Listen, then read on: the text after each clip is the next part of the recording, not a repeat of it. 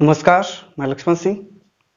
गुरुत्वाकर्षण के जो क्वेश्चन रह गए थे हम उनको देखेंगे और उनको मतलब समझेंगे कि किस तरह से किए जाते हैं। ठीक है, वीडियो को फुल वॉच करना, बिल्कुल भी स्किप मत करना। अगर बीच में स्किप कर दिया आपको तो समझ में नहीं आएगा, यानी कि बिल्कुल जरा सा भी आपने कोई मिस पॉइंट हो गया तो पूरा क्वेश्चन आपके समझ में नहीं आएगा। तो इसकी बिल्कुल भी मत कीजिएगा, शुरू से लास्ट तक देखिएगा। ठीक, तो चलिए हम शुरू करते हैं। क्वेश्चन नंबर यहाँ पर हमारा होगा यानी कि 11, क्वेश्चन नंबर 11। ठीक है, क्वेश्चन नंबर यानी कि 10 तक पिछली वाली वीडियो में हमने करवा दिए थे, उसके आगे वाले अब हम करेंगे। ठीक, तो उसका ऊपर आई बटन पे क्लिक करके वहां से देख सकते हो। चलिए, तो यहाँ क्वेश्चन नंबर हमारा 11 है। तो क्वेश्चन पढ़ना है, यानी क्वेश्चन कह रहा है क्वेश्चन, एक ठोस का वायु में भार 50 न्यूटन है, पानी में डुबाने पर इसका भार 30 न्यूटन प्राप्त होता है। ठोस का उच्छेद तथा उसके आयतन की गणना कीजिए। जल का घनत्व इक्वल टू 1000 किलोग्राम प्रति मीटर क्यूब तथा जी इक्वल टू 10 मीटर प्रति सेकेंड स्क्वायर है। ठीक है, तो यहां हमें क्या दिया गया, मान लीजिए भार जो है, भार यानी कि हम W1 बराबर दिया गया 50 न्यूटन।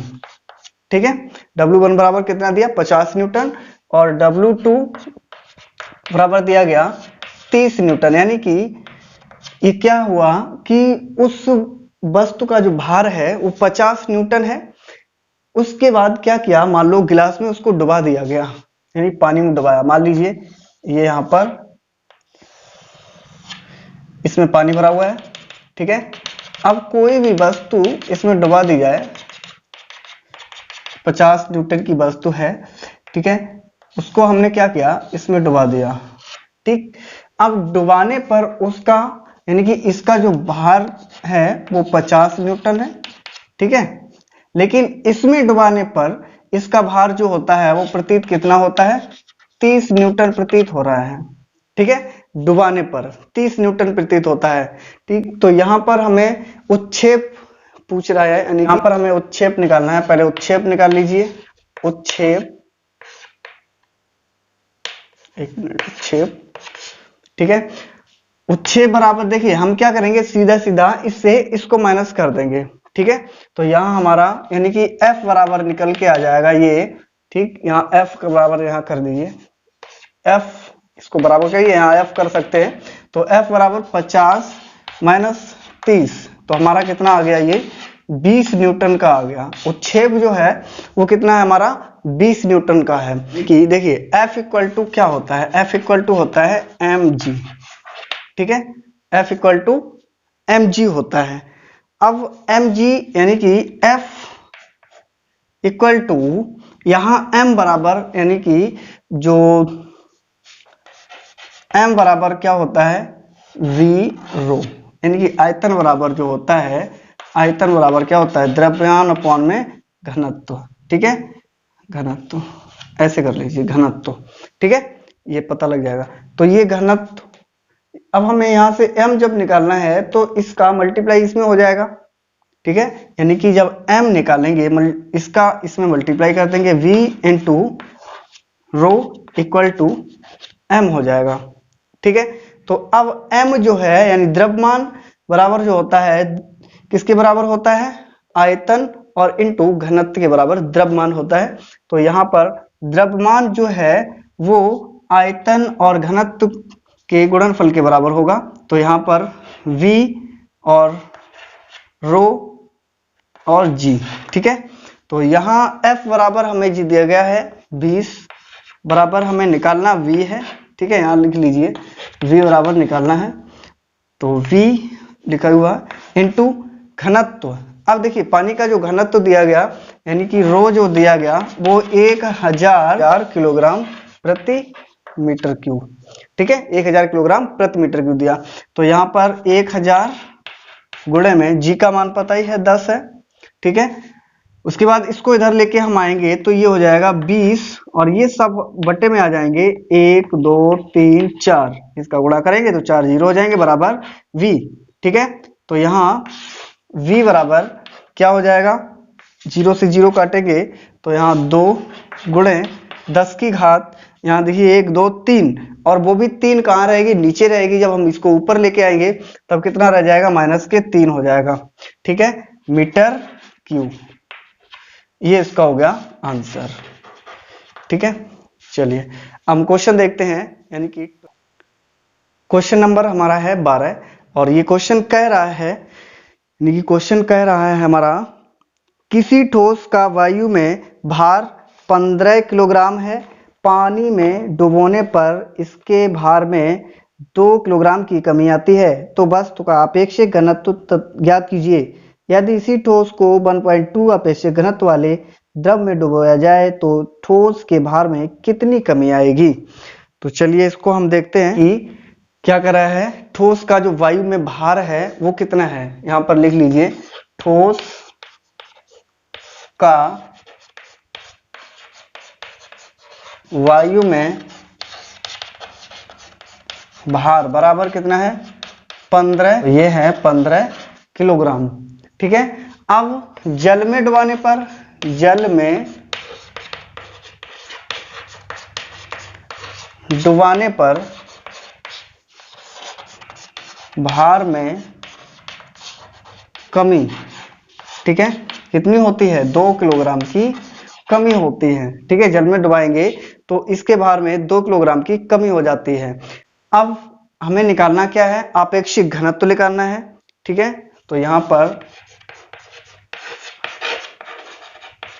आपेक्षिक घनत्व, चलिए यहां पर आपेक्षिक घनत्व निकालिए। तो यानी कि वायु में भार, ठीक है, वस्तु का वायु में भार, और जल में भार में कमी, ठीक है, जल में भार में कमी, यानी कि जल में डुबाने पर भार में कमी। ठीक, तो यहां वायु में जो भार है वो कितना है, 15 किलोग्राम, और डुबाने पर 2 किलोग्राम, तो यहाँ 7.5 आपेक्षिक घनत्व, यानी आपेक्षिक घनत्व जो होगा वो 7.5 होगा। तो ठोस को 1.2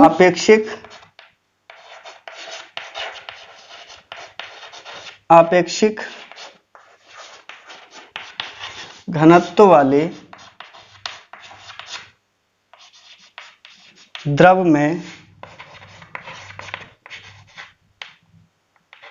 डुबोने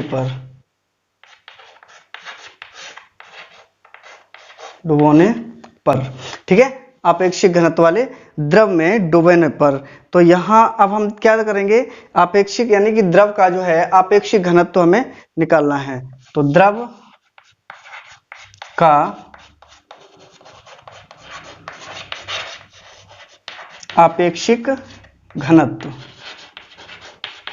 ठीक है, द्रव में, यहां लिखेंगे, द्रव में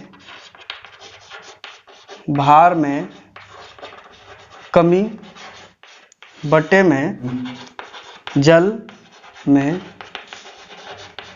भार में कमी, ठीक है। चलिए, तो यहां अपेक्षित घनत्व इसका क्या है, अपेक्षित घनत्व 1.2 दिया गया है, तो यहां पर 1.2 लिखेंगे इक्वल टू द्रव में भार में कमी, ठीक है। और इसका जो यानी कि जल में भार में कमी कितनी दी गई है, 2, ठीक। अब यहां हमें निकालना है द्रव में भार में कमी। चलिए, तो यहां द्रव में भार में कमी यानी कि इसका इससे मल्टीप्लाई हो जाएगा 1.2 और इंटू 2, ठीक है। तो 12 का हम 2 से गुणा करेंगे तो कितना हो जाएगा, 24 होता है, यानी 2.4 आंसर, ये हो गया आंसर, ठीक है। अब इसका लास्ट क्वेश्चन एक और है, उसको हम देखते हैं। चलिए, क्वेश्चन नंबर अब हमारा है 13, ठीक, और ये इसका लास्ट क्वेश्चन है, ठीक, इस वीडियो में ये लास्ट क्वेश्चन है, ठीक। और यानी कि आप लोग किस तरह से पढ़ते हो। मैं ये नहीं चाहता हूं कि आप लोग हमारे चैनल पे आएं और व्यूज बढ़ा के चले जाएं, ठीक है।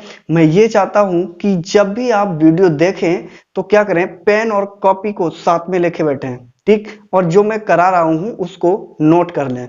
तो यहाँ पर हमारा क्वेश्चन नंबर है 13।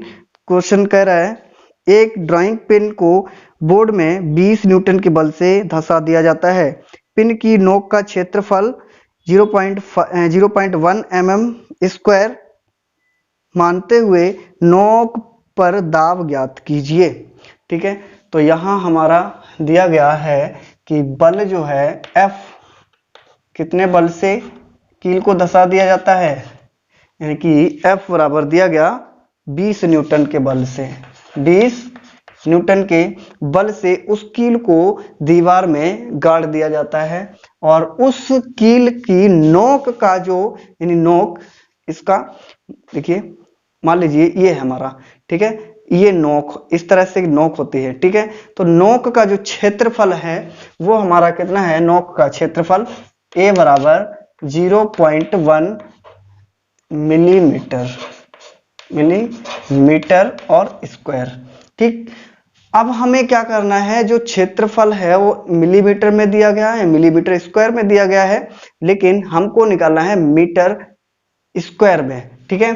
तो मीटर स्क्वायर में निकालने के लिए 0.1 और इनटू ये तो बार ही रहेगा, ठीक है। यहां हम कर लें, यानी कि 1 सेंटीमीटर में 10 मिलीमीटर होते हैं, ठीक है, ये हमें पता है। तो 10 यहां पर 1/में करेंगे, ओके, 1/10 और इनटू, अब सेंटीमीटर को हम मीटर में जब चेंज करेंगे तो कितना होगा, यानी कि 1 मीटर में 100 सेंटीमीटर होते हैं, ठीक है। कितने होते हैं, 100 सेंटीमीटर। अब इसकी पावर 2 कर दीजिए, यहां पर मीटर मात्रक भी लिख लीजिए, सही रहेगा, मात्रक मीटर, ठीक है, और इसकी पावर 2। अब ये मीटर में हो गया हमारा, ठीक है, यानी कि 1 मिलीमीटर में या फिर 10 मिलीमीटर में 10 मिलीमीटर में 1 सेंटीमीटर होता है, या फिर हम कहें 1 मिलीमीटर में 1/10 सेंटीमीटर होते हैं, ठीक। अब कह रहा है कि 1 सेंटीमीटर में कितने मीटर होते हैं, तो 1/100 मीटर होते हैं, ठीक है। तो यहां पर 0.1 इंटू, इसको हम लिख सकते हैं 1/10⁻³ और यहां इसकी पावर स्क्वायर, ठीक है, मीटर बाद में लिख लेंगे। तो 0.1 इंटू, इसको हम ऊपर लेके आते हैं तो 10⁻³ हो जाएंगे, इसकी पावर 2। 0.1 इंटू 10⁻³ दूनी 6, तो -6 हो गए, ठीक है। इसको हम लिख सकते हैं 1 इंटू 10 की पावर, ये इधर जाएगा, पॉइंट एक और बढ़ जाएगा, -7, और ये हो गया मीटर स्क्वायर में, ठीक। अब हमें निकालना क्या है, उस पर, यानी कि मानते हुए नोक पर दाब ज्ञात कीजिए। तो हमें दाब बराबर निकालना है, तो दाब के लिए सूत्र क्या होता है, दाब बराबर प्रणोद अपॉन में क्षेत्रफल, यानी कि F, यानी P बराबर, ठीक है, F/A, ठीक है। तो यहां F कितना दिया गया, 20 दिया गया, और बट्टे में 1 इंटू 10⁻⁷, ठीक है, ये दिया गया। अब क्या करेंगे, देखिए 7 जब ऊपर जाएंगे 10⁻⁷ है, तो इसको हम कर सकते हैं 20/1 और गुणे 10⁻⁷ प्लस में हो जाएंगे, ठीक है। तो यहां हमारा कितना हो जाएगा, 20 गुणे 10⁻⁷। यहां हम देखें पॉइंट यानी 20 हैं, एक जीरो और इधर ले लें तो हमारा क्या हो जाएगा, यानी कि 2 गुणे 10⁻⁷ हम करेंगे तो माइनस के यहाँ 6 रहेंगे, यानी कि एक प्लस में जुड़ जाएगा, तो माइनस यानी 7 है, प्लस का 1 है तो माइनस हो जाएगा, यानी कि माइनस के 6 बचेंगे, ठीक है। यहाँ पर पास्कल, ठीक है, पास्कल आंसर हो गया ये, यानी न्यूटन प्रति मीटर स्क्वायर होगा, ठीक। तो 1 पास्कल बराबर होता है 1 न्यूटन प्रति मीटर स्क्वायर, ठीक है। तो यहां हमारा ये आंसर हो गया।